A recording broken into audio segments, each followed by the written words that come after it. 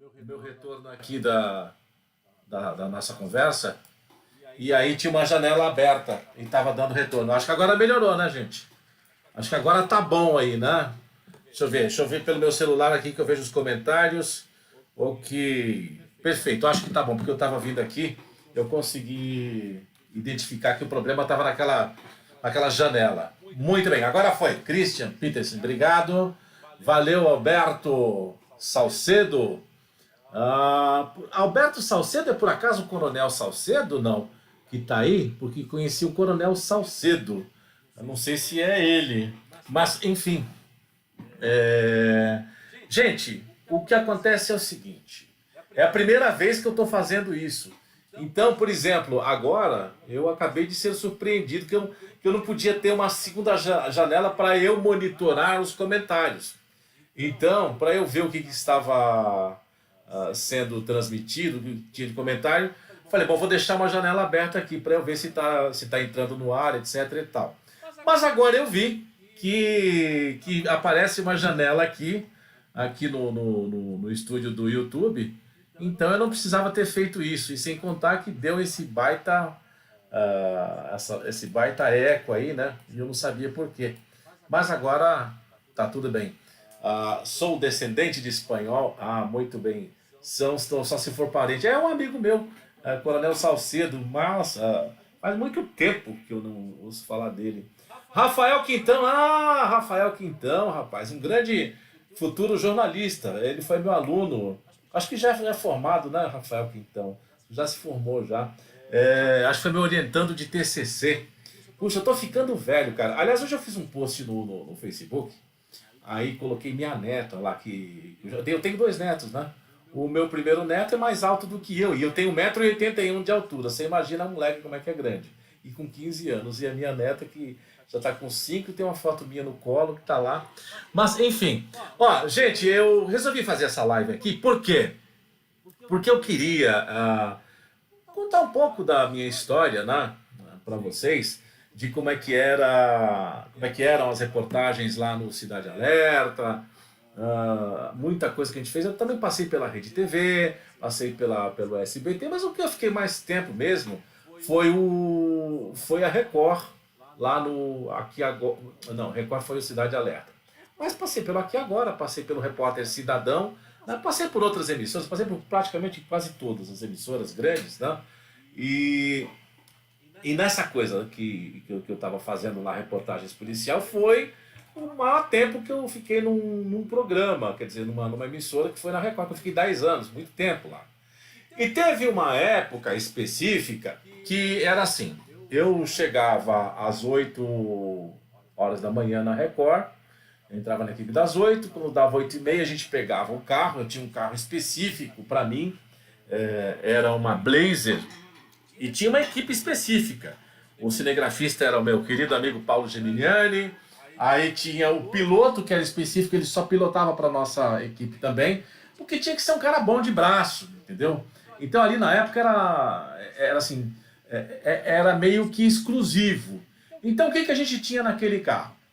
O cinegrafista, o motorista e o repórter, que era eu. A gente trabalhava com isso exclusivo. Quer dizer, equipe exclusiva e o carro exclusivo. E tinha o Cavalcante também, que vocês devem conhecer, né? O Carlos Cavalcante. E éramos ele e eu que tínhamos os veículos e equipes exclusivos, né? E aí, conclusão, a gente saía. No meu caso específico, eu não lembro como é que era o carro dele, mas eu me lembro do meu. O meu carro tinha sirene. Olha só. Você imagina hoje você pensar num jornalismo, num jornalista, num carro com sirene. A gente tinha uma Blazer dourada, depois eles trocaram por uma nova, 6 cilindros, branca. Era o Cava e eu que tínhamos uma 6 cilindros só.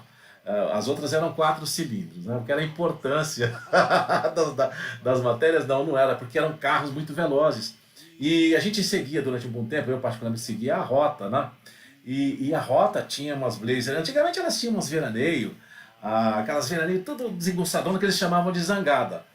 E depois das veraneio, o que tinha? Vieram as Blazer. E a gente, para acompanhar, a gente tinha que ter Blazer também. né? Porque senão não conseguiria não conseguiria acompanhar os motoristas de rota, que eles são muito bons, os caras são fera no volante, né? Então a gente tinha esse carro exclusivo. E no meu carro tinha, além do que de ser um carro bom, né? Era tudo era carro zero. Tinha também a sirene, tínhamos 3 coletes à prova de bala para cada um da equipe, né? E os rádios. A gente trabalhava com 3 rádios. Rádios, não importa aqui a marca, mas eram rádios que a gente copiava a frequência da polícia. Então, a gente copiava a frequência da polícia e ficava ouvindo ali, né? Tinha algumas canaletas específicas.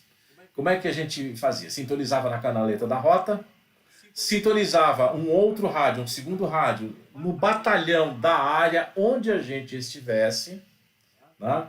E um terceiro rádio que a gente ouvia a Polícia Civil, ficava escaneando entre Polícia Civil e os demais batalhões, né? Então, por isso que muitas vezes, que me perguntaram aqui na semana passada, fizeram exatamente essa pergunta. Quem foi? Eu não sei se ele está por aí, mas ele colocou aqui, foi o Felipe Sacramento. O senhor tinha acesso ao rádio da PM? Porque nas gravações sempre dava para escutar a comunicação da PM. Era exatamente isso que acontecia. A gente tinha aqueles rádios todos, ali, os 3 rádios, mas a gente ouvia todos os batalhões por um deles, o outro ficava sintonizado no batalhão de choque, né? Que tinha frequência que só as tropas de choque que falavam, principalmente a rota, e tinha um terceiro que a gente ficava ali no batalhão da área. Então, e a gente sempre procurava aquelas áreas que eram mais movimentadas. Então, vou dar um exemplo do que é isso. Naquela época tinha a área do 3º Batalhão, que é ali por volta, que Saúde, Vila Mariana, Jabaquara, etc. E tal. Depois eles redividiram, então hoje não quer dizer que eu esteja falando de um batalhão que não exista mais. Mas a gente conhecia tudo, né? Aquelas áreas mais movimentadas, porque eram as áreas que tinha bancos. Então, Ibirapuera, que era 12º Batalhão. Então, sempre tipo dia 5, dia 10, sempre tinha assalto a banco. Dia 5, dia 7, dia 30. Aqueles dias de pagamento, de vales, etc. e tal, sempre dava aquela coisa do assalto a banco, né? Uma época específica que tinha muito assalto a banco aqui em São Paulo. Hoje tem a caixa eletrônica, mas naquela época era assalto a banco. Então, nisso daí, a gente sempre ia para aquelas áreas que, como se dizia na gíria, o bicho vai pegar hoje na área do 12º. Batata, não tinha jeito. E teve uma vez que a gente estava tão perto, a gente estava ali para os lados da Vila Mariana, e ali tinha um banco, acho que foi na Borges Lagoa, se eu não me engano, lá embaixo, perto da Ascendino Reis. E deu roubo em andamento. Quem foi que primeiro chegou lá no banco? Foi a equipe do Cidade Alerta. A gente chegou, mas aí a gente viu que não tinha viatura lá. A gente ficou muito preocupado, né? Paulo, eu não lembro se era o Wagner, se era o Márcio, Brito, eu não lembro quem era o motorista naquela época. E nós chegamos antes da polícia, porque a gente ouviu pela comunicação deles, e aí a gente chegou antes da polícia. E aí ficamos esperando uns 3 minutos, até que chegou a primeira viatura, que eu nunca vou me esquecer, que era um cara que depois virou muito amigo meu, que era o soldado Palmieri. Aí o Palmieri chegou e pá, não sei o que, viram que a Record tava lá, e aí no final das contas fizemos amizade, né? Porque isso foi muito engraçado, a equipe de reportagem chegar primeiro no assalto a banco. Aí ia fazer o quê, né? Chegar pro ladrão, você para aí, não faça isso que eu tô com o microfone aqui. Ou seja, a gente fazia umas loucuras naquela época, né? Então a adrenalina era muito grande. E deixa eu ver o que estão escrevendo aqui, tem um monte de gente escrevendo aqui. Deixa eu ver o que vocês estão falando, se tem alguma pergunta que eu já respondo. Vera Gioielli chegando, muito bem, Vera, um grande abraço, querida colega e amiga. Boa noite, você, professor do meu filho na Uninove, Eduardo Jerônimo de Oliveira. Opa, beleza, Eduardo. Alberto Salcedo, já falou? Não, só se for parente, ok, não. Deixa eu ver o que tem mais aqui. Salcedo falou, passei 2 vezes na PM de São Paulo, moro perto do COI, Academia do Barro Branco. Sim, claro, sei onde que é. O Paulo Nutrilatina, grande abraço, Ulisses, último da velha escola de jornalista policial. Ó, Paulo, eu vou falar uma coisa pra você. Hoje não, a gente não vê esse jornalismo policial que a gente via antigamente. Porque mudou tudo, mudou a vida, né? O mundo, ele não é mais como foi outrora. Então, quando a gente fala de uma coisa assim como se fazia antigamente, viatura atrás da polícia, se bem que ainda tem, né? Aquele, como é que chama aquele programa da Rede TV? Lá é a Polícia 24, acho que é Polícia 24 Horas, né? Mas é uma produtora que faz isso daí, não é um canal de televisão, é uma produtora. Acho que é a Media Land que faz isso aí. E eles vão, e tem assim, tem toda a moral também, né? Tem um cara também que é cineasta, oh meu Deus, esqueci o nome dele agora. Que ele vive fazendo. Elias Júnior, né? O Elias, ele vive fazendo isso também. Ele vai nas ocorrências policiais. Outro dia, ele até pegou um flagrante bonito assim no carro roubado aqui perto de casa, aqui, né? O Leão Francisco Murato. E então, aí o que acontece foi que no final das contas pegou o flagrante, mostrou e não teve nenhum tiro nem nada, os caras se entregaram, foi muito legal. Bom, deixa eu ver aqui. Ulisses tem 43 anos e lembro dessa época, era adolescente, assistindo suas reportagens, me incentivou e muito a entrar entrar na PM, é isso? É, eu acho que acabei incentivando muita gente, né? Eu não sei se isso foi bom ou se foi ruim. Eu sempre digo o seguinte, olha, gente, às vezes eu me sinto um bom exemplo e às vezes eu me sinto um mau exemplo. Mas qualquer um dos dois é sempre uma forma de ser exemplo, né? Mesmo bom, mesmo exemplo ruim ou mau exemplo, a gente acaba sendo um exemplo, né?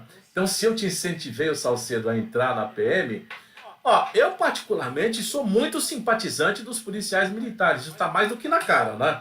Então, assim, se alguém não gosta de polícia, ok, é todo o direito do mundo de não gostar. Mas eu venho de uma família militar, de militares, tem parente do exército, tem parente, meu tio da Polícia Militar aqui de São Paulo. Então, óbvio, eu tenho toda a simpatia por policiais militares, né? Enfim, vamos lá, Alan Silva, boa noite, mestre. Que bom saber de sua live hoje, sucesso sempre, obrigado. Cara, esse negócio da live, um abraço para você também, Alan. Mas é a primeira live que eu estou fazendo na vida. Eu nunca tinha feito uma live. Claro, eu fazia as transmissões do ano passado para sala de aulas, aí sei lá, 80, 70 alunos em sala de aula todos os dias. Né? Eu como professor, aí depois dessa pandemia, a gente teve que fazer essas aulas aí ao vivo, né? E é mais ou menos essa mesma coisa que eu estou fazendo aqui. Né? Então eu esperava o horário de chegar, entrava, mas parava e vamos que vamos. E aí no final das contas, acabei aprendendo um pouco dessa coisa da transmissão ao vivo, mas não assim, né? Aberto, YouTube, que vai para todo mundo. E aí a gente bota a cara para bater. Então, a primeira vez eu estou gostando, sei lá, espero fazer isso outras. Eu até falei com o Carlos Cavalcante da gente fazer uma juntos a semana que vem. Ele me disse que vai fazer. Então vamos ver se eu entro aqui com o Cava pra gente fazer uma live e bater um papo com quem tiver afim, né? Deixa eu ver o que tem aqui. Possa, se tiver uma reportagem do COI, PM, Pessoas Perdidas na Mata. Pois é, acho que eu devo ter, não sei se eu tenho, mas acho que eu devo ter visto alguma coisa do COI, sim. Eu vou ver se tiver, eu posto sim, o Salcedo. Farias, você fala com o Datena? Não, não falo com ele. Datena era o cara com quem eu trabalhei, né? E assim, não falo, não tenho amizade com ele. Enfim, era só um relacionamento profissional mesmo, nada além disso. Operação de risco. Operação de risco, eu falei Polícia 24 horas. Tem a Polícia, tinha, né? Polícia 24 horas, mas operação de risco, verdade, né? Obrigado, Salcedo. Melhor repórter policial, cara. Eu vejo às vezes as reportagens que eu fazia. Eu acho que no fundo, eu não tinha juízo no lugar, porque realmente fazer essas coisas era muito complicado, né? E aí eu sei que aquilo que a gente fazia hoje não cabe mais, né? Eu acho que não tem muito lugar. Ó, eu vou mostrar para vocês aqui, para quem tá aí, eu vou mostrar para vocês uma reportagem e eu já vou contar a história desta reportagem aqui. Mas eu vou dar uma pincelada. Um belo dia, eu saí da Record, fui para a rota, cheguei lá 8h30, 9 horas. Quando foi lá pelas 9h30, o pelotão saiu. Pelotão de 5 viaturas da rota matutina. Quem estava comandando era o então tenente desse pelotão, era o tenente Paganotto. Tenente Fábio Paganotto, que hoje é tenente-coronel. Tenente-coronel Paganotto. E aí eu estava seguindo a viatura dele com a minha equipe. Aí de repente um senhor deu um sinal. E eu estava com um cinegrafista chamado J. Siqueira, que é um cara assim, muito experiente, cinegrafista muito experiente, que foi do Aqui Agora, da primeira equipe do Aqui Agora, e tinha muita experiência. Quando ele viu que deram um sinal para ele estava no banco da frente, eu estava no banco de trás, o Siqueira pegou a câmera, colocou no ombro, aquelas câmeras pesadas de 10, 11 quilos, e começou a gravar. No que ele começou a gravar, eu falei, eu tenho que narrar, porque se eu não narrar a matéria, vai ficar com buraco. E aí, conclusão, a rota, essa viatura de rota, começou a seguir em frente ali o caminho, ali para aqueles lados da Tancredo Neves, eu esqueci como é que chama aquele bairro ali. Né? Mas eles aceleraram o carro, porque o sujeito entrou, que deu o sinal. E aí eu comecei a narrar. Ó, eu vou mostrar para vocês essa reportagem, aqui para vocês, porque às vezes a gente fica falando, você não vai saber do que é. Então presta atenção e depois eu conto essa história. Vamos lá.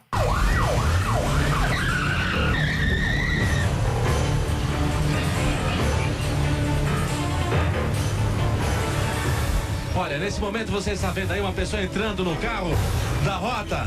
Significa que acaba de ser roubada. Aí está, a viatura vai com tudo. Agora vão tentar procurar, não se sabe o que. A gente só presenciou esta cena. O pedestre parou a viatura, indicou, e agora vão tentar ir atrás. É assim que também muitos casos vão acontecendo.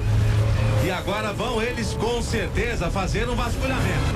Disso não há a menor dúvida. A pessoa aparentava estar muito desesperada, preocupada, como quem acaba de presenciar um assalto ou ser assaltada. Aí você vai acompanhando.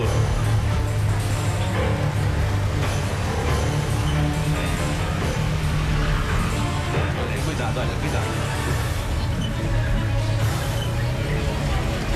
Só parece que eles estão observando, estão tentando chegar a algum ponto, ir atrás de algum veículo certamente.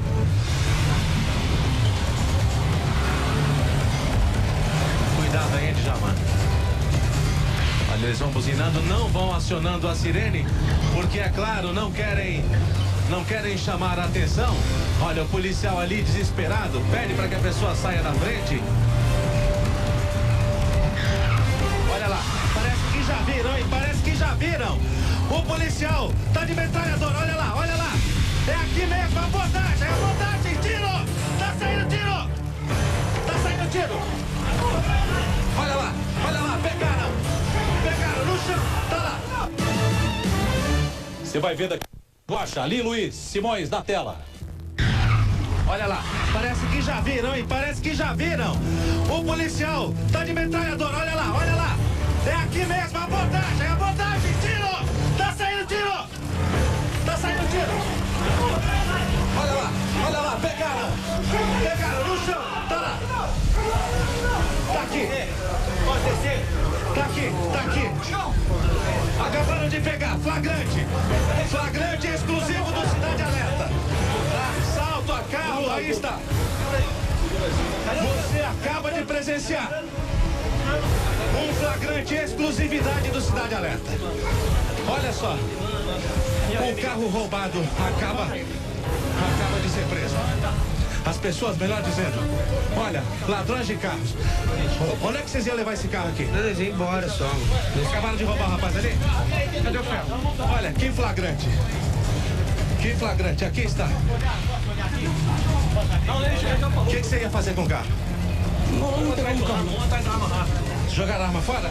Sim, senhor. Aonde? Jogaram fora a arma. Vocês viram a rota aí? Atrás? Senhor, não, senhor. Por que você... Bom, É isso aí. Deu para relembrar, né? Quem não tinha visto, viu. E quem já viu, reviu. Perdão. Então, o que acontece é o seguinte. Nessa reportagem, acabou que a gente pegou esse flagrante aí. Mas não foi esse só. Eram muitos outros flagrantes que a gente pegava, né? E assim, com o passar do tempo, a gente foi fazendo um nome. A gente passou a ter uma audiência muito boa na época, né? Para vocês terem uma ideia, hoje, se eu falo isso daqui, pode parecer que eu seja mentiroso, mas não era. O Cidade Alerta chegou a dar 22, 23 pontos de pico, né? Porque eu fui apresentador, os mais antigos vão se lembrar, eu era apresentador dos sábados, mas antes de ser apresentador dos sábados, que eu passei 8 anos apresentando sábado, eu fui durante um mês o apresentador efetivo do programa, né? De segunda a sexta, e acabei passando pro Datena. Quem passou o programa pro Datena fui eu, né? E aí eu continuei na rua. Claro que na época eu não gostei, óbvio, né? Porque no estúdio era muito melhor, você tinha muito mais prestígio, a possibilidade de ganhar uma grana muito melhor também era evidente, né? Mas aí, no final das contas, eu fui para lá, mas com o passar do tempo, é o seguinte, como vocês sabem, né, como muitos de vocês sabem, eu sou pai de vários filhos, eu tenho 6 filhos, né, eu tenho 3 homens e 3 mulheres. Por falar nisso, né, eu tenho 2 filhos jornalistas, 2 advogados, e outros 2, uma pequena que ainda está para decidir o que vai fazer da vida, né? Na faculdade, e a outra que mora muitos anos fora e está empreendendo a vida lá. E o que acontece é o seguinte, com o passar do tempo, era muito arriscado. Né? Vou contar uma coisa aqui para vocês que normalmente as pessoas não sabem. Teve um dia que eu cheguei aqui na minha casa, que eu tive que tirar o sapato fora, isso que a gente faz hoje por causa da pandemia, mas a gente fazia, eu fazia isso sistematicamente aqui em casa quando chegava. Tirava os sapatos, né? Tirava os sapatos e ia colocar no tanque. Por quê? Para lavar o sapato, porque ou eu tinha pisado em sangue, eu tinha pisado em lugares muito, muito ruins. E isso me rendeu, inclusive, alguns problemas na prática da reportagem. Vou dar um exemplo aqui para vocês, que até ontem a gente estava comentando sobre isso aqui.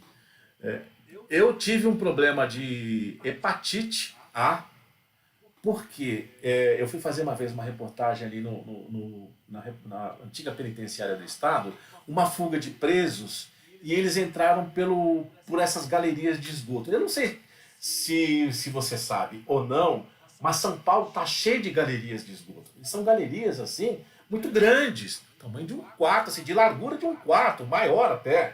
Né? É uma coisa muito grande, que passa um carro lá dentro, teoricamente. E inclusive cheio de ratos, assim, aquelas coisas que a gente vê em filmes. Um horror, gente, é um horror. Só quem é profissional da área que entra nessas galerias é que conhece como é que é. E a polícia entrou e eu entrei junto, usei umas roupas de borracha para ver se tinha preso lá, eu acompanhando com a reportagem, e com essa roupa de borracha pisando no esgoto, o que aconteceu? Furou a roupa, a que usei estava furada e entrou esgoto na minha pele, acabei sendo contaminado, tive que tomar antitetânica, mas enfim, acabei tendo problema de saúde por causa de realização dessa matéria especificamente, que foi uma coisa assim horrorosa. E com o passar dos anos, aquilo foi me desgastando. Era o medo de morrer toda hora, ou o medo de bater o carro, ou era medo de tomar um tiro, ou ameaça de morte que eu acabei recebendo também, porque você vai fazendo uma reportagem policial, você está mostrando a cara do ladrão. E quem se lembra de mim no ar, fazendo essas reportagens, até pelo que se coloca no vídeo hoje, que eu coloco no vídeo, vai ver que eu sempre fui muito respeitoso. Eu sempre chamei ladrão de senhor. Primeiro que eu sou uma pessoa respeitosa mesmo, eu sou um cara bastante ortodoxo, né? Eu não acho que, pelo fato do cara estar lá preso e algemado, que eu tenha, como jornalista, o direito de desrespeitá-lo. Eu não tenho. Né? Por mais que você discorde, eu não vou chegar chegar lá como inquisidor, né? E interrogar o cara ao invés de fazer uma entrevista. E às vezes é um senhor mesmo. E por que eu não vou chamá-lo de senhor? Chamo. Várias vezes eu chamei criminoso de senhor. Não é porque ele é criminoso que ele deixou de ser um senhor. Ok. Mas tem gente que chega, interroga e quer bater no cara. Não é o meu caso, graças a Deus, assim. Eu acho que o meu trabalho lá é só saber a história e contar a história. O problema dele é com a justiça, com a polícia, né? E não é problema meu de resolver isso daqui. E aí, no final das contas, eu fui me desgastando. Falei, eu não quero mais isso, porque qualquer hora eu vou aparecer morto aí. E eu, como disse agora há pouco, né? Eu tenho vários filhos e eu sempre quis cuidar da minha família e eu posso... Eu sempre me considerei assim um bom pai. Acho que sou mesmo, meus filhos, se tiver algum filho meu assistindo aí, fala que sim ou que não. Ai, meu Deus do céu. Pera, deixa eu ver o que vocês estão perguntando aqui. O Alan tá falando do Carlos Cavalcante, sim, Célia Serafim, Gil Gomes, João Leite Neto, Sérgio Frias, de um outro apresentador que me fugiu o nome. Você deve estar falando do Ney Gonçalves Dias, ou você deve estar falando, sei lá, Ney Gonçalves Dias, talvez, que foi quem abriu o Cidade Alerta. Mas no Aqui Agora a situação era diferente, né? Era outra pegada. Lá eram 4 apresentadores, se eu não me engano. Enfim, lembro de ter assistido essa reportagem no dia. Ok, o Jefferson falou isso daqui. Ok, Jefferson, Rodrigo Franco, sensacional, muito bem, obrigado, Rodrigo. Você, o Cavalcante, está aqui falando Paulo no Trilatina. Você, o Cavalcante, não sei se a família do Gil Gomes tem muitos vídeos de suas reportagens antigas. Vi que começou a postar no seu canal, é muito legal assistir essas matérias antigas. Eu tenho bastante reportagem, tenho. O problema é que muitas fitas se estragaram, se perderam. Eu estou com todas elas aqui, mas muitas delas se perderam, aquelas até que eu gostava mais, assim, não consegui recuperar, porque tem que digitalizar, que é um trabalho, eu tive que pagar para alguém fazer isso. E de vez em quando, como essa semana agora, eu postei 6 de uma vez só. Aí passo 2, 3 meses, 4, porque é trabalhoso fazer isso aí, não é coisa comum assim também não. O Christian tá falando tiro, tenso, claro que foi tenso, né? Mas fazia parte do negócio, né? Saudades dessas ocorrências ao vivo, tempos do jornalismo de verdade. Não, olha, eu nem vou falar sobre isso, Alan, porque a coisa mudou muito, né? Obrigado ao Salcedo, valeu. Que emoção grande. Graziele Gonçalves, legal. Prazer, Graziele. Prazer ter você aqui. Não existem mais bons jornalistas como no passado. Hoje ganham fortunas para divulgar mentiras. Eu não sei. Isso eu não posso falar isso. Não vou dizer que concordo, nem que não discordo, porque eu não sei, Alan, do que você está falando. Então, aí eu não posso falar, né? Quem que está falando aqui? Você é sim, bom pai, meu papai. Farias? Eu não tenho nenhum filho chamado Farias. Mas tudo bem. Vixe, quanta lembrança dessa época. Cresci nos anos 90, Reginaldo, jornalismo raiz na essência. Eu era meio raiz, eu acho que meio louco, isso sim, né? Gilberto Barros também passou... é verdade, o Gilberto Giba, o Leão. O Gilberto Barros, eu trabalhei com ele na Rádio Globo. Ele era um cara, apresentador famoso na época na Rádio Globo. Depois é que ele foi para a televisão aqui em São Paulo. Mas ele já tinha passado pela televisão lá no interior. E o Gilberto Barros, parece que ele tem ele tem um canal, Gilberto Barros, o Leão, uma coisa assim. Ele tinha ou tem, eu não sei, né? Capriotti, claro, Ricardo Capriotti, grande jornalista também. Ele é da área esportiva, né? O Capriotti. E ele sempre foi do esporte, mas ele passou uma época na área policial. Posso imaginar assim até que ele não deva ter tanta saudade disso, né? Se tiver em VHS em casa, dá para comprar o adaptador para ligar no PC, é baratinho até. Eu sei, Gui Katinskas. Você falou que seu pai trabalhou com Tenente Novo. Foi você que falou que seu pai trabalhou com Tenente Novo? Já ficou lá para cima o texto. Tenente Novo, claro, Celso Novo. Hoje ele é Tenente Coronel Novo. Motociclista também, grande Celso Novo. E aí... Tô vendo aqui a Ana Júlia. Qual dos meus irmãos é você? Ana Júlia.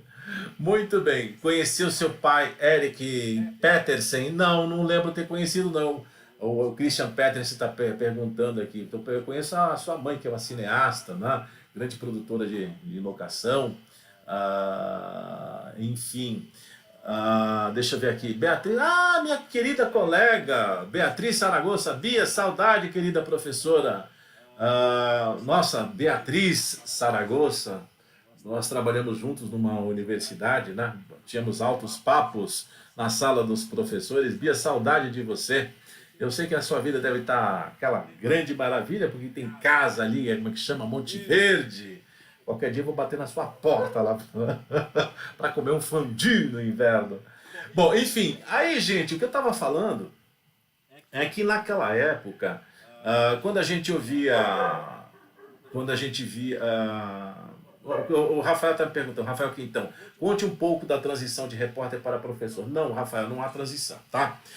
Deixa eu te explicar. O que acontece é o seguinte, o jornalista, não sei se vocês devem estar ouvindo o latido do Klaus, cachorro de 5 meses, mas ele resolveu latir agora, e late como se fosse cachorro grande, né? Mas ele ainda está pequenininho, mas é um pastor alemão. Mas, enfim, aí o que eu estava falando, o que acontece é o seguinte, eu estava falando o que foi o cachorro latir, me perdi aqui no...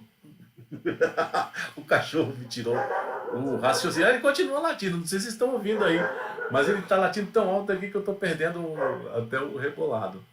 Mas o que eu estava falando era sobre... essa questão aí dos apresentadores, não, acho que era isso. Bom, sei lá, se alguém me lembrar o que eu estava falando, que eu me perdi aqui agora, não tem problema não. O que o Paulo está dizendo aqui? Foi bem bizarro essa época do Cidade Alerta. Milton Neves, Gilberto Barros, Carlos Alberto Godoy, não, Oscar Godoy, né? Não é Carlos Alberto não, Oscar Godoy, grande sujeito. Ney Gonçalves Dias, da Atena, mas depois teve o Lino Rossi também, teve... O Marcelo Rezende, que ficou um tempão, né? Que Deus o tenha. Ele ficou nesses últimos anos aí. E mais recentemente o Bate, né? O Bate eu trabalhei com ele no SBT. Ele é um menino bastante experiente, né? Porque desde pequeno que ele já fazia televisão. Ele é muito engraçado assim nos bastidores, né? Um cara bem divertido, né? Você estava falando da transição de apresentador para repórter ou vice-versa. Valeu, obrigado, Gui Katinskas, é verdade. Não teve transição. Na verdade é o seguinte, o repórter, o jornalista, ele pode exercer várias funções. Né? Ele pode ser produtor, que antigamente, vamos dizer, pauteiro, produtor, pauteiro, ele pode ser editor de texto, ele pode ser repórter, ele pode ser editor-chefe, ele pode ser chefe de redação, ele pode ser diretor de jornalismo, etc. E tal. Isso dentro de uma estrutura de redação. Mas, fora, ele vai para outras carreiras também. Ele pode ser professor e ele continua exercendo. Se você pegar lá o Estatuto do Sindicato dos Jornalistas, né, você vai ver que o exercício da docência do jornalismo é também uma forma de exercer o jornalismo. Tá? Então, é um jornalista que é professor da profissão. É a mesma coisa que você pegar um professor de medicina. O professor de medicina, ele é médico ou ele é professor? Eu entendo que ele é um médico que é professor. A mesma coisa o jornalista. É um jornalista que é professor. E assim vai com o engenheiro, e assim vai com o advogado. Não que seja... o primeiro título dele seja mais importante. Não é isso. É que ele está no exercício da profissão dele. O engenheiro que ensina engenharia é um professor de engenharia. Não é tão clássico assim, talvez eu diria, quanto o professor de língua portuguesa, que é um professor por excelência. Né? Mas o jornalista que dá aula de jornalismo, ele é um professor. Tanto que eu, por exemplo, eu sempre fui sindicalizado ao Simpro, que é o Sindicato dos Professores, porque eu sempre me senti jornalista e professor, as duas coisas. Então são duas coisas que se completam. Eu não consigo dissociar essa questão, né, de ser professor. Não é transição. Tanto que se eu voltar, por exemplo, para o jornalismo, se eu voltar para o jornalismo de redação, eu não deixei de ser professor. Eu posso estar numa redação dando aula, né? Posso estar lá numa redação, perdão, redação não, numa sala de aula dando aula à noite, e durante o dia estou numa redação, que vários professores fazem isso. Como, por exemplo, meu querido amigo Sérgio Braga, que ele é coordenador de jornalismo lá da Unip. Não, o Sérgio Braga, ele é jornalista durante o dia, e à noite ele é professor. Por exemplo, Fernando Leme, Vicente Dardi, que eram lá coordenadores lá da FIAM, e eles estavam na TV Terra Viva durante o dia, trabalhando, exercendo. Vicente apresentava, e à noite era coordenador do curso de jornalismo. Então, assim, são duas coisas que não se dissociam, cara, não tem transição, né? Você tanto pode viver 100% do seu tempo dando aula, como você pode viver 50% dando aula, 50% trabalhando numa redação. Então, só para deixar isso claro, tá? Uma coisa complementa a outra, e uma coisa, ela é atrelada à outra, né? Ok, deixa eu ver.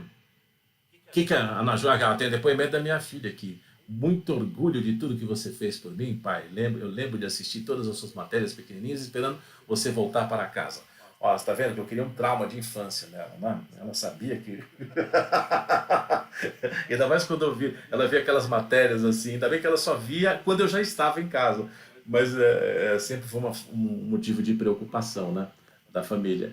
O Flávio Silvio, parabéns, amigo. Ok, Flávio, um abraço para você, meu querido. O Jefferson me pergunta aqui, alguma vez já sentiu medo e pensou em desistir? Não, desistir eu acabei desistindo mesmo, né? Porque foram muitos anos correndo risco. E eu acho que talvez assim, a minha desistência, gente, vou até falando um pouco sobre isso, ela se costurou, foi exatamente no ano que eu saí. Foi em julho de 2005, foi quando eu saí do Cidade Alerta. Foi quando eu fui para as Farc na Colômbia. E ali foi a primeira vez que eu falei, eu vou morrer hoje. Eu tinha a nítida sensação que eu iria morrer. Porque a gente teve... a matéria está lá no YouTube. Só procurar o Ulisses Rocha Repórter que vocês vão ver lá a matéria lá das Farc. Né? E aí, como a gente sofreu um ataque aéreo e assim, eu tive até uma dor de cabeça forte. Eu raramente tenho dor de cabeça. Muito raramente. Devo ter tido meia dúzia de dor de cabeça na vida. E aí eu achei que fosse morrer mesmo. Eu achei que ia ser fuzilado lá pelo exército. Eu estava na Colômbia, na floresta, junto com as Farc. E aí foi quando eu voltei, eu falei, eu já não quero mais, gente, eu já não quero mais. Aí fiz mais uma matéria ou duas. A última que eu fiz foi, inclusive, o ET de Varginha. Mas aí eu já tinha pedido para ser demitido e não quiseram. Aí e ficou isso por isso mesmo, eu acabei que fui embora. E nunca mais. Fui depois para outras... fui cantar em outras freguesias, né? Deixa eu ver aqui. Você acha dessa militância no jornalismo?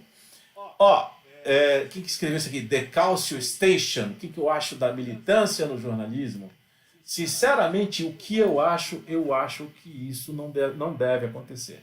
Essa coisa da militância, eu sou contra, radicalmente contra. Não sei se sou radical também, porque eu falo que eu sou radical, mas eu não sou radical. Mas eu não gosto disso, dessa coisa da militância do jornalismo. Tem uma teoria, são várias as teorias, né, que a gente ensina na faculdade, teorias do jornalismo. E eu sempre falo sobre isso. Tem uma teoria chamada teoria do espelho. Essa teoria do espelho, que é uma teoria clássica, já caiu por terra há muitos anos, né? Mas ela pregava que o jornalista pregava que o jornalismo deveria ser um espelho da realidade. Você se atém aos fatos, você ouve a história e você conta a história. E você não interfere. E você não interfere de jeito nenhum nessa história. O que é isso, você interferir na história? É você opinar, você dizer o que você acha, só que, cá para nós, gente, assim, tudo que o jornalista faz, tudo que qualquer pessoa faça num processo de escolha, e às vezes esse processo de escolha no jornalismo, ele se dá como? No momento em que você fala, isso é notícia, isso não é notícia, isso vale, isso não vale. Quando você está fazendo isso, você está usando o seu repertório de vida. Você está usando toda a sua gama de conhecimentos profissionais, éticos, morais, para dizer isso vale, isso não vale. Então, quando você usa isso, quando você aciona esses elementos que você tem intrinsecamente ligados em você, então você já está fazendo um processo ali de escolha, você está dando uma opinião, né? É uma opinião sua. Então, é por isso que essa teoria já começa a cair por terra assim. Mas eu diria que, em tese, como norte, a teoria do espelho é um grande norteador. Eu acho que realmente não deve ser, não deve ter essa coisa do ativismo, não deve ter, vamos dizer, né, essa tendência, essa militância, como você se referiu.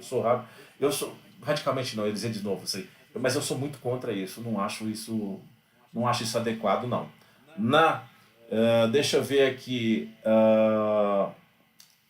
Jaime Rodrigues, perseguição onde Ulisses da Rota, da Atena falava perseguição onde Ulisses da Rota, sim, alguns jargões, né, que ele usava. Nessa época tenho a impressão de que o jornalista era tido como aliado no combate ao crime, dando moral no trabalho da polícia. Hoje parece tudo meio engessado. Ô Reginaldo, é assim, sendo muito honesto com você, e a gente tem que ter um pouco de cuidado até quando fala numa live, porque às vezes a gente se empolga e fala uma coisa que de repente não repercute bem, né? Não que eu esteja preocupado com repercutir bem, mas eu não falo bobagem, eu detesto falar bobagem. E a gente que é jornalista, e eu que apresentei durante muito tempo o programa ao vivo, a gente tem que se policiar para não falar bobagem no ar, né? E eu não quero falar bobagem aqui, porque o que eu estou falando aqui vai ficar gravado. Mas o que eu quero te dizer é assim, a gente nunca foi aliado no combate ao crime. Eu, como jornalista, eu estava lá, não era para combater o crime, nunca tive essa pretensão e nunca faria isso, né? Não é meu papel como jornalista. Então, se eu quisesse combater o crime, eu deveria estar fardado, né? Incorporado nas forças policiais e ir atrás do criminoso, não como repórter, não como jornalista. O nosso trabalho como jornalistas, como repórteres, é o de informar, cara. Então, assim, não tem essa. O jornalista querer se tornar um paladino da moralidade, da decência, da lei e da ordem, não é papel do jornalista. Isso é completamente equivocado. Não, é que eu estou te dizendo assim, não é que a gente era aliado, mas a gente mostrava as ações do dia a dia. Como eu disse agora há pouco, né, eu particularmente sou muito simpatizante do trabalho policial, porque assim, eu conheço muita gente na polícia, conheci muita gente mesmo, pelo meu trabalho mesmo de repórter, inclusive, e eu sei que muitos deles fazem isso, acho que a grande maioria faz isso, cara, por vocação, porque você pegar uma arma e o policial, tudo que ele tem em defesa dele são duas coisas, a arma e o espírito de corpo. Enquanto ele está em vários, ele corre menos risco. Corre risco, corre. Mas quando ele está com a companhia dele ali, com o pelotão dele, a coisa é um pouco mais tranquila. Né? Não que seja invulnerável. Não, porque muitos policiais morrem em combate. Mas, quando ele termina o serviço, que ele vai para o quartel, que ele tira a roupa, bota numa bolsa e leva para casa, ele tem uma arma. E ele continua com aquele pensamento, né, do combate ao crime. E é por isso que muitas vezes o policial morre. Porque ele vê e ele está com aquela coisa arraigada, vamos dizer assim, no comportamento dele. Ele quer continuar combatendo o crime. Mas muitas vezes o criminoso, ele está em vários. Ele está ali em 3, 4. E o policial muitas vezes não percebe isso. Quantas vezes vocês já viram cenas, né, que foram divulgadas do policial e tentar prender, e vem um outro por trás e mata o policial, né? É essa a desvantagem, mas é que eu digo, mesmo assim eles são preparados, graças a Deus acontecem menos casos do que às vezes acontece do contrário, né? Do policial acabar se dando mal. Mas o que eu quero dizer com isso aí é o seguinte, eu sempre sou favorável ao trabalho da polícia, sou sim, porque na hora que a água bate no traseiro, gente, é para lá que a gente corre, né? Então, por isso que eu sou simpatizante. Tá aqui, Samuel Cândido. Época boa quando você era repórter do Cidade Alerta. É o que eu estou falando aqui, né? Desde o início dessa live. É uma época que passou. Hoje não cabe mais, gente, esse tipo de reportagem no ar. Não dá. Então, quando vocês veem, por exemplo, lá uma operação de risco, é porque o cinegrafista ele está indo sozinho, que é um produtor, ele vai, mas ele está dentro do carro da polícia. Então, o risco que ele corre é muito menor do que o risco que a gente corria com o carro atrás. Né? Quantas vezes aconteceu da rota sair e a gente ficar, ter que embarcar e o povo sair correndo atrás da gente porque a gente estava acompanhando. Por isso, sair, a gente tinha que pegar a imagem do carro saindo, mas a gente tinha que entrar correndo, muitas vezes, para não ser linchado, não sofrer uma represália, e por aí vai, né? Então, era assim, Flávio Silvio, você, meu colega da Seara, muito bem, Flávio, um abração, prazer estar com você aqui, perfeito. Janete Moura, oi Ulisses, que saudades. Ok, Janete, um grande abraço para você. Vamos aqui, deixa eu ver quem está mais aqui. O Alan que está falando, naquela época o bandido não era suspeito, era bandido mesmo, troca de tiros reais, não tinha como inventar a matéria, hoje a mídia transforma em vítima. O que eu acho é que aconteceu de mudar muita coisa, né? Então, por que não, eu estava falando que não cabe mais esse tipo de matéria, não cabe mais esse tipo de matéria que a gente fazia. Primeiro que a gente andava atrás da polícia, né? A gente andava atrás da polícia, e se eles estivessem a 100 por hora dentro da cidade, a gente estava a 100 por hora dentro da cidade. Hoje já teria os radares, né? Hoje já tem os radares, já não podia fazer, mas naquela época não tinha radar. Essa era uma questão. Segundo, a gente andava com carro com sirene, para quê? Para evitar a polícia passar e a gente dar uma batida daquela a ponto de matar ou morrer um da nossa equipe ou matar alguém de fora, o que era pior, né? Então tinha que ter essa proteção também. Então tinha esse risco que a gente já corria no deslocamento. Segundo, a gente entrava nos lugares porque os policiais entravam. Hoje você já não pode sair mostrando a pessoa, né? Até porque a legislação mudou. Você não pode sair mostrando a pessoa que é vítima de... Vítima não, né? Mas a pessoa que foi presa, né? Cometeu um crime, hoje a lei protege. Então mudou muito isso daí. E tem, mais do que isso, tem a questão do politicamente correto, né? Então, politicamente correto, você não pode fazer mais hoje aquilo que se fazia lá atrás. Então o jornalismo mudou, o jornalismo policial, ele mudou por esse aspecto. Existem algumas outras formas. Hoje, por exemplo, então, como eu falei, você embarca o repórter dentro da viatura. Mas normalmente assim, policial não gosta de repórter do lado. Porque muitas vezes, a grande verdade é que muitas vezes o policial tem um eventual momento de excesso, né? Às vezes ele começa a gritar com um cara que foi preso, começa a falar grosso. E se uma câmera pega isso, já vão falar, o policial é violento, é grosseiro, e aí o cara já vai pegar 30 dias de cadeia, e aí já perde o bico, aí ao invés de você fazer vamos dizer, fazer uma matéria que está mostrando um fato, você está ali ferrando o cara, etc e tal. Ao passo que, antigamente, como é que as coisas funcionavam? Sei lá, eu acho que elas corriam meio que soltas. A gente mostrava isso no ar, não dava problema. Então, quantas vezes a gente mostrou, né? Policial dando tiro? Várias vezes. Mas hoje, se você mostrar um policial dando tiro, nossa senhora, já... o cara vai em cana. Porque tem essa coisa do politicamente correto. Então, de certa forma, até existe um pouco essa questão de que a própria polícia ficou engessada, né, para trabalhar. E se já está engessada pelo politicamente correto, o que se dirá, né, com um cara como a gente fazia lá, né, transmitido, e hoje em dia tudo seria ao vivo, né?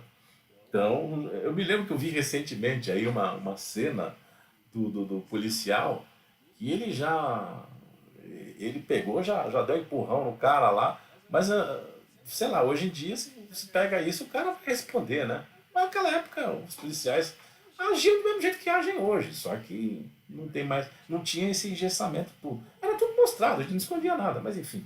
Bom, deixa isso pra lá. Deixa eu ver, o que você está escrevendo aqui, Paulo? Fala um pouco do Aqui Agora, que para mim foi a seleção dos melhores jornalistas, tinha de todos os estilos de profissionais. Aí o Jairzinho perguntou, esse Ulisses Rocha, opa, não vou escrever o que você falou aqui não. Obrigado por você me chamar de melhor repórter. Mas eu não gosto de falar palavrão assim aberto não, mas obrigado pelas suas palavras. Você sempre trabalhou com o mesmo cinegrafista do Estado de Alerta? Não, sim. Quer dizer, não e sim, né? Eu trabalhei com o Paulo Gemiliani, trabalhei uns anos com ele, era outro louco também, hoje ele tá velho, que nem eu. Trabalhei com a Sandra Alves, querida Sandra Alves, aquilo lá era ela tá na Record até hoje, a Sandra tá lá, cinegrafista, a primeira cinegrafista mulher do país, acho que uma das 2, 3 primeiras cinegrafistas, e ela continua na Record até hoje. Ela era filha de cinegrafista, o pai dela era da Record, lá da Record dos anos 60. E ela continua lá, já está se aposentando, se é que não já se aposentou, não lembro, mas ela continua nativa lá na Record. Né? E Sandra Alves, mas aquilo lá vou te mostrar como a gente usava dizer antigamente, um pé de boi para trabalhar, viu? Trabalhando, não tinha tempo ruim. Tinha tiro saindo, tava lá a Sandra, que indo para cima e para baixo, não corria não. Essa é uma das grandes cinegrafistas, e o Paulo também, um grande cinegrafista, mas eu também trabalhei com outro, foi o Paulo. Eu tive 3 ou 4 cinegrafistas só com quem eu trabalhei ao longo dos anos, porque era uma equipe fechada, né? Então não podia ficar trocando, cada hora porque tinha uma linguagem, a própria linguagem de fazer, que era estilo do plano sequência, então ela já exigia uma técnica de fazer, né? Então, por exemplo, tinha os cortes que você não percebia, mas a gente estava trabalhando com cortes quando desligava a câmera. Então, porque era para dar uma montagem correta para a edição. Mas isso aqui deixa para uma outra hora. Falando Aqui Agora. O Paulo, o que acontece é o seguinte. O Aqui Agora, ele foi inaugurado em 1991 e ele foi inspirado num programa chamado Nuevo Diário. Um programa da Argentina. Se eu não me engano, era Misiones, a cidade. Os caras não tinham dinheiro para comprar a ilha de edição, então eles gravavam tudo ali na própria câmera, chegavam e colocavam no ar. Porque não tinham... Ilha de edição naquela época era caríssima. Era uma coisa absurda. Você tem uma ideia, ilha de edição custava $100 mil. Era um absurdo. Hoje você compra um software aí, você paga banana e tem software gratuito. Hoje de edição tem gratuito, você não precisa ter aqueles equipamentos que você tinha antigamente. E aí, só que com a linguagem que eles criaram, porque tinha que fazer tudo ao vivo na rua, gravar depois você colocar no ar, virou um case de sucesso. E aí o SBT trouxe isso para cá. E eu falo isso porque é o seguinte, porque eu estudei esse caso aí quando eu fiz o mestrado, né? E eu falei dessa coisa aí, então por isso que eu tenho um pouco de conhecimento assim por ter lido, ter pesquisado o assunto. Mas aí, gente, o Aqui Agora, ele foi um case de sucesso por uma razão muito simples. Quem for mais antigo vai se lembrar que a televisão antigamente era uma coisa de glamour. Era um glamour muito grande. Então aparecia coisa de gente rica, gente bonita, né? Aqueles bailes de gala, aqueles bailes lá do Copacabana Palace, aquelas fantasias milionárias. E era exatamente isso. Só que quando chegou Aqui Agora, foi ali uma série. Aqui Agora, o programa Documento Especial, que até tem um episódio, vocês podem procurar no YouTube, Os Pobres Vão à Praia. Isso mostra exatamente o que se pensava em termos de televisão, em termos de Brasil, na verdade, né? E aí, quando Aqui Agora chegou, começou a mostrar o povão. O povão passou a ser a notícia. E por isso que fala, o Aqui Agora era sensacionalista. Eu diria que antes de ser sensacionalista, ele era popularesco, cara, ou popular. Mostrava povão. Era essa que é a história. Eu não acho que se tinha sensacionalismo, eu acho que era muito mais a questão de ser popular, né? Porque o povão que era assunto, era briga de marido e mulher, era coisa de periferia, às vezes na periferia, né? Então isso virou notícia. Por isso que eles deram 35 pontos de Ibope lá atrás. E eles começaram a desmilinguir a audiência hegemônica que existia, né? Em torno de uma emissora. Mas é isso daí. Isso é coisa que eu falo na aula de jornalismo, tá, gente? Não vem aqui para dar aula. Deixa eu ver o que está aqui. Já respondi, né? O Cássio Station sobre o mesmo cinegrafista. Eu trabalhei com 3 ou 4 ao longo da minha carreira lá, né? Você era Kátia Santos. Ulisses, eu era pequena quando você ia atrás dos bandidos com a Rota, 1992. Não era. Não é 92, foi 96. Eu particularmente fiquei atrás da Rota de 96 a 99. Depois fiz várias, aí 2002, 2003, 2004, fiz várias matérias, mas já não era aquela coisa sistemática que eu ia todos os dias. Passei 3 anos da minha vida entrando na Rota de manhã. Chegava 9 horas da manhã, estava lá no batalhão. Tanto que eu conhecia todo mundo lá na Rota, né? Só que aqueles policiais daquela época já aposentaram todos, né? Infelizmente um ou outro já morreu, ou vários morreram, né? Mas tem um grande amigo daquela época, que é o Sargento Figueiredo, que eu fiz algumas matérias com ele, e é meu amigo hoje, né? Já tomamos muitos Gatorades juntos. Ai, meu Deus, fase boa, Thomas Guitar. Vocês já sofreram algum acidente com um carro de reportagem? Já, vários. Já batemos atrás da Rouba Bancos, a gente arregaçou uma viatura da Rouba Bancos, a gente arregaçou uma vez uma viatura de Rota. Naquela época a gente não falava nada, mas hoje eu falo. Batemos 2 vezes atrás de viatura de Rota. Fora isso, acho que a gente bateu 4 vezes. Né? A gente bateu 4 vezes. Numa dessas a gente estava filmando, eu gravei tudo, fiz a narração. A gente bateu, mas a gente vai pagar, e não puseram no ar. Deixa isso pra lá, né? Mas a emissora pagou. A emissora reembolsou, fez todo o corre para os policiais não sofrerem nada. Até porque era dinheiro de, né? Como se diz na gíria popular, dinheiro de pinga, né? Para uma emissora de televisão pagar uma viatura. Que mais que tem aqui? Eu estava falando essa questão do Aqui Agora, os melhores jornalistas. Assim, é claro, porque tinha uma seleção de grandes nomes, né, no Aqui Agora. A Cristina Rocha era apresentadora do Aqui Agora, que está aí no ar até hoje, né? Então, eu acho que está, né? Não sei, acho que está. A Cristina Rocha. Quem era o Ivo Morgante. O Maguila, quem se lembra, os mais antigos se lembram que o Maguila era comentarista de economia. Na verdade, ele lia um texto lá, é uma coisa engraçada, porque o programa, por ser um programa popularesco, né, eles botavam lá o Maguila. Mas tem uma equipe muito boa, que depois foi para o Cidade Alerta. Porque aqui agora acabou, salvo engano, 96, 97. Acho que foi 97 que acabou. Né? Se eu não estiver falando bobagem. E quando acabou, muitos trabalharam. Por exemplo, quem foi do Aqui Agora, que trabalhou? Exemplo, o Carlos Cavalcante foi daqui agora, foi depois para Cidade Alerta. O Gerson de Souza saiu depois que ele foi do Aqui Agora, ele veio para o Cidade Alerta também. Quem mais? O Sérgio Frias também foi do Cidade Alerta. Eu não estou lembrando mais assim de outros. Acho que Célia Bravin, Célia Serafim não, porque ela voltou para o Rio de Janeiro, que é o Carioca. Mas assim, vários jornalistas. Gente, é o seguinte, já são 21 horas, 1 minuto. Já estou falando aqui há bastante tempo, já passei de 1 hora aqui. Então, quero agradecer a vocês por terem vindo me prestigiar aqui na minha live. Foi ótimo. Quando eu puder, farei alguma outra. Vamos ver se semana que vem eu volto aqui com o Carlos Cavalcante, né, para a gente bater um papo aqui e jogar a conversa fora. Valeu, super abraço para todos vocês, muito obrigado por prestigiarem aqui a minha live. E estamos juntos. E Deus no comando sempre. É isso daí, abração.